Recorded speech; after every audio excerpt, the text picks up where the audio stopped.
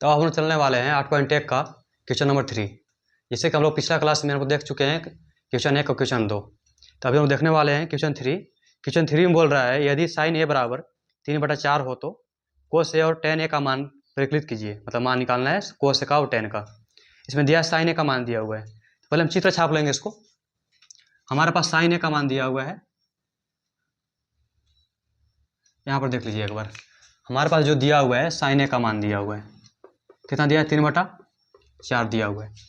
यही हमारे पास मान दिया हुआ है इसका। तो पहले हम देखेंगे एक पहले जैसे बाद में करेंगे, पहले इसका सूत्र देखेंगे। तो साइन का सूत्र होता है P/H।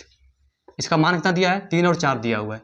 यहाँ कुछ करेंगे नहीं, इसको पहले देखेंगे कि P का मान कितना हमारे पास हो गया। इसका सामने वाला जैसे मान हो जाता है तो P का मान 3 और H का मान 4। मतलब हमारे पास P 3 हो गया और H कितना हो गया 4। लेकिन यहाँ पर से एक मामला है यहाँ पर ही कि यहाँ पर बोला था कि A होगा। A कौन के बारे में बात कर रहा है। अगर इसको A यहाँ पर रखें, इसको B रखें, इसको C रखें इस तरह से, तो यहाँ पर क्या होना चाहिए कि जो हम बताए थे जब इस कोण के बारे में बात करता है तो ये जो B होता है इसे P बन जाता है। तो हम ऐसा करें इसको ना कि कुछ इसमें हमको चेंज ना करना पड़े। अगर इसको हम A अगर यहाँ ले लें और C यहाँ पर ले लें तो सेम त्रिभुज ABC है और B समकोण हमारे पास है। तो इसमें है क्या, आपको बोला है कि जो 3 रहेगा से आपको P रहेगा। तो P यहाँ पर होगा कि हम बताए थे कि जब ई कोण के बारे में बात करता है तो कोई भी चेंज नहीं होता है। जब केवल इस कोण के बारे में बात करेगा तब आपस में चेंज करते हैं। जब इस कोण के बारे में अगर लेंगे, इस कोण को लेंगे तो कोई भी चेंज करने का आवश्यकता नहीं है। जो P रहता है P रहेगा, जो B रहेगा B रहेगा, अब कभी चेंज होता ही नहीं है। तो हम लोग यहाँ पर A ले लिए ताकि हमको चेंज ना करना पड़े, आसान पड़े हमको।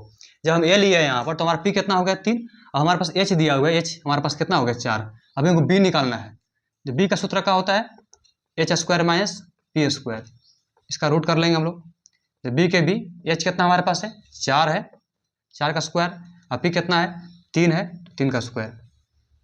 रूट का रूट B का B, 4 का स्क्वायर करेंगे तो 16, 3 का करेंगे तो 9, और 16 में से 9 घटाएंगे कितना बचेगा हमारे पास 7 बच जाएगा। रूट में 7 आ रहा है हमारे B का मान।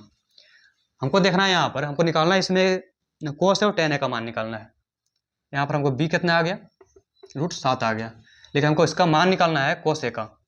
तो कोस का सूत्र होता है B/H।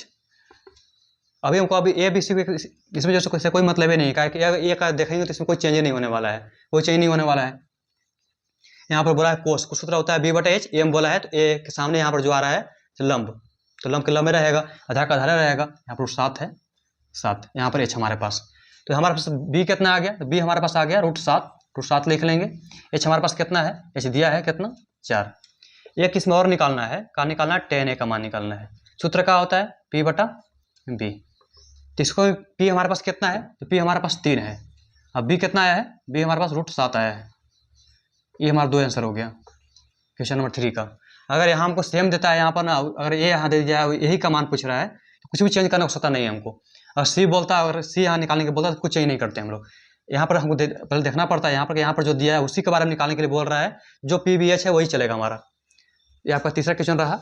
अब देखते हैं चौथा क्वेश्चन हम लोग।